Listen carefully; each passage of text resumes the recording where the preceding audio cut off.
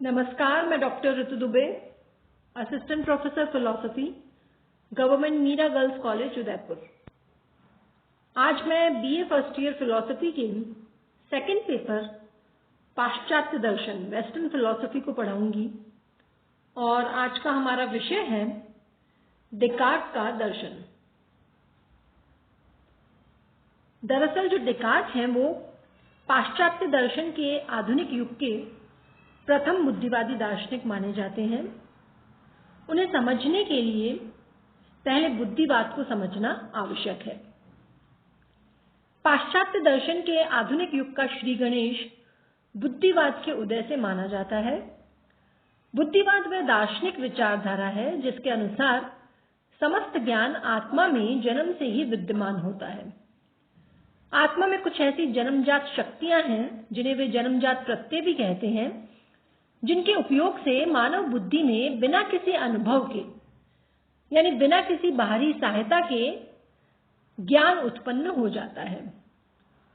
बुद्धि अपने स्वतः सिद्ध, सहज और सार्वभौम नियमों के द्वारा यानी यूनिवर्सल जो उसके लॉ हैं उनके द्वारा ईश्वर, जीव और जगत के विषय में तत्व ज्ञान कर सकती है।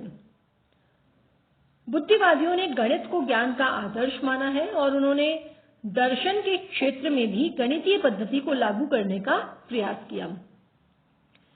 इन आधुनिक बुद्धिवादी दार्शनिकों में डेकार्ट, स्पिनोजा और लाइबनिट्ज मुख्य हैं, जिन्हें हम क्रमशः पढ़ेंगे। आज हम पढ़ेंगे डेकार्ट को। फ्रांस में जन्मे डेकार्ट बुद्धिवादी दार्शनिक तो हैं ही, इन्होंने दर्शन को एक नई पद्धति दी जिसके कारण इन्हें आधुनिक दर्शन का जनक माना जाता है। डेकार्ट ने गणित के ज्ञान को आदर्श मानकर दर्शन में भी उसी पद्धति को अपनाने पर बल दिया। डेकार्ट की दार्शनिक पद्धति गणित की ज्यामितीय विधि से प्रभावित है। डेकार्ट का लक्ष्य था दर्शन के क्षेत्र में व्याप्त जो मतभेद हैं, जो अनिश्चितताएं हैं, उनको दूर करके गणित के समान उसमें निश्चितता लाना।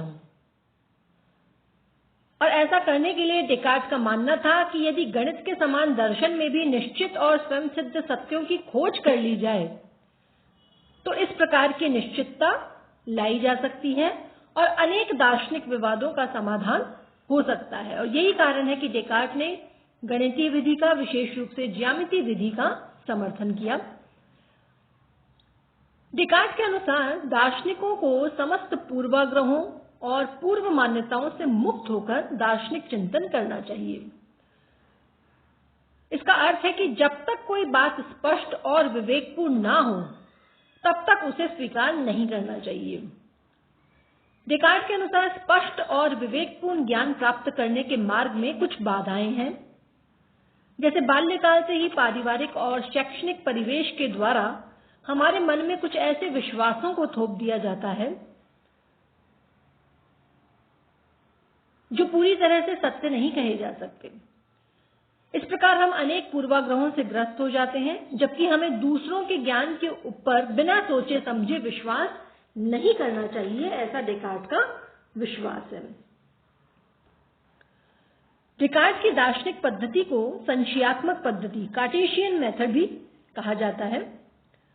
उनके अनुसार हमें अपनी इंद्रियों और उनसे प्राप्त संवेदनों पर कभी भी पूर्ण विश्वास नहीं करना चाहिए।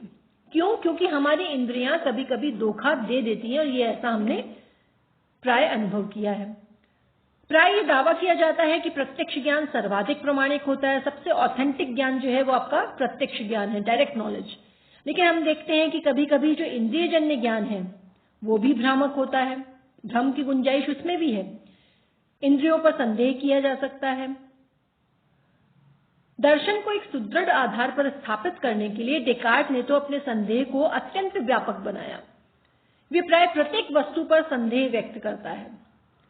उनका तो यहां तक कहना है कि वर्तमान समय में हम जो कुछ देख रहे हैं वो हो सकता है कि यथार्थ ना हो। स्वप्नों में जो कुछ हमारे मन में घटित होता है वो वास्तविक प्रतीत होता है, लेकिन जैसे ही सपने से हम उठते हैं, जागृत अवस्था में आते हैं, तो यथार्थ जीवन के धरातल पर वो भ्रामक सिद्ध हो जाता है। हमें समझ में आ जाता है कि सपने की जो दुनिया थी वो हकीकत नहीं है। इसी आधार पर डेकार्ट कहते हैं कि वर्तमान समय में हम जो कुछ भी देखते हैं उस पर भी तो संशय किया जा सकता है। यहां तक कि ये भी नहीं कह सकते कि हम जागृत अवस्था में हैं या फिर सपना देख रहे हैं। और तो और गणित की क्रियाओं में प्राय लोगों को भूल करते हुए देखा जा सकता है, यानी कि गणित के बारे में भी संदेह किया जा सकता है। इस तरह से उन्होंने हर एक वस्तु पर संदेह किया। अपने संदेह को और अधिक विस्तृत करते हुए डेकार्ट कहते हैं कि ऐसा कोई प्रत्यय ही नहीं है जो मुझे पूर्णतः निश्चित और स्पष्ट प्रतीत होता है। इसलिए मैं ये समझता हूं कि वे सभी वस्तुएं जिन्हें मैं देखता हूं वो दोषपूर्ण है। वस्तुतः डेकार्ट ने अपने चिंतन को पूर्वाग्रहों से मुक्त करने के लिए प्राय प्रत्येक वस्तु पर संशय किया। यह प्रश्न उठता है कि क्या वो संशयवादी थे? तो इसका उत्तर ये है कि संशय उनकी पद्धति रही, संदेह करना, लेकिन वो संदेहवादी या संशयवादी नहीं थे। दरअसल उनके संशय का एक लक्ष्य था, और लक्ष्य ये था कि बुद्धि को पूर्वाग्रहों से मुक्त करके, अंधविश्वासों से मुक्त करके निश्चयात्मक और प्रामाणिक ज्ञान प्राप्त करने के अनुकूल बनाना। जैसा कि मैंने पहले कहा, डेकार्ट का कहना था कि हमारी बुद्धि अनेक पूर्वाग्रहों और अंधविश्वासों से ग्रसित हो जाती है। तो अगर हम चाहते हैं कि ऑथेंटिक नॉलेज प्राप्त करें, प्रामाणिक ज्ञान प्राप्त करें, तो सबसे पहले बुद्धि को उन पूर्वाग्रहों से, अंधविश्वासों से मुक्त करना आवश्यक है। और ऐसा करने के लिए आपको हर एक वस्तु पर संदेह करना होगा। यही कारण है कि डेकार्ट की संदेह पद्धति संशयवाद की ओर नहीं ले जाती। दूसरे शब्दों में, संदेह उनके लिए साधन मात्र है, साध्य नहीं। उनको संदेहवादी तब कहा जा सकता था जब संदेह उनके लिए साधन भी होता और साध्य भी होता, लेकिन वो तो संदेह को साधन के रूप में इस्तेमाल करते हैं, उसे साध्य नहीं मानते।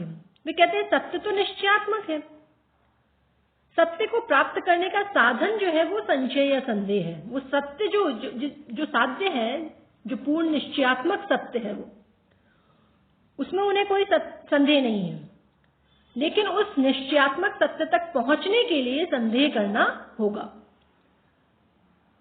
डेकार्ट ने तो संदेह या संशय का प्रयोग ज्ञान को प्राप्त करने के लिए एक साधन के रूप में किया है, इसलिए वे संशयवादी नहीं हैं। या यूं कहूं कि जो संशय या संदेह है वो डेकार्ट के दर्शन का आदि तो है, लेकिन अंत नहीं। वो प्रारंभ तो संदेह से करते हैं, लेकिन अंत नहीं करते, क्योंकि अंत में उन्हें निश्चयात्मक सत्य की प्राप्ति होती है। तो डेकार्ट की जो संदेहात्मक पद्धति है, संशयात्मक पद्धति है, इस पर प्राय प्रश्न पूछा जाता है। साथ ही डेकार्ट की जो दार्शनिक पद्धति है, उन्होंने इस पद्धति के संबंध में कुछ 4 मुख्य निर्णायक नियम दिए हैं, जिसे गाइडिंग प्रिंसिपल्स भी कहा जाता है, जो इस प्रकार से हैं। या दूसरे शब्दों में कहें तो वो ये कहते हैं कि अगर आपको कोई निश्चित सत्य की प्राप्ति करनी है, दार्शनिक सत्यों की छानबीन करनी है, तो आप जिस पद्धति का इस्तेमाल करेंगे उसके 4 अंग हैं। पहला तो ये है कि किसी विषय को तब तक आप सत्य नहीं मानिए जब तक कि उसकी सत्यता का आपको सुस्पष्ट ज्ञान न हो जाए। यानी किसी चीज का प्रामाणिक ज्ञान प्राप्त करने के लिए हमें पूर्वाग्रहों या फिर जल्दबाजी से मुक्त होना चाहिए। दूसरा जो नियम है वो ये कहता है कि जटिल समस्याओं के समाधान के लिए उन्हें जितना आवश्यक हो सरल भागों में विभाजित करा जाए। यानी कि विचारणीय जो समस्या है जिस पर हम विचार कर रहे हैं, उसका विश्लेषण तब तक करिए जब तक कि उसके सरल अंश प्राप्त नहीं हो जाते। जब विचारणीय समस्या का सरल अंश जो है वो स्पष्ट विवेकपूर्ण रूप में अभिव्यक्त हो जाएगा, तब वो समस्या जो है वो सॉल्व हो जाएगी। तीसरा नियम ये कहता है कि समस्या के सरल भाग से प्रारंभ कर क्रमशः जटिल की ओर अग्रसर हुआ जाए। हम सरलता से कठिनता के बढ़ते हुए क्रम में जो है वो समस्या को सॉल्व करने का प्रयत्न करें। सबसे पहले समस्या के सरल और मूल तत्वों को रखें, उसके बाद धीरे धीरे अपेक्षाकृत कंपैरेटिवली जो और अधिक जो जटिल तत्व हैं उन पर विचार करें। तीसरा नियम ये कहता है कि किसी निष्कर्ष पर पहुंचने से पहले पूरी तरह से विश्वस्त हो जाएं कि समस्या का कोई अंग या उसका कोई भाग जो है वो छूटा तो नहीं है। तो इस प्रकार से उन्होंने दार्शनिक पद्धति के 4 निर्णायक नियम जो हैं वो बताए हैं, जिन्हें गाइडिंग प्रिंसिपल्स के नाम से जाना जाता है।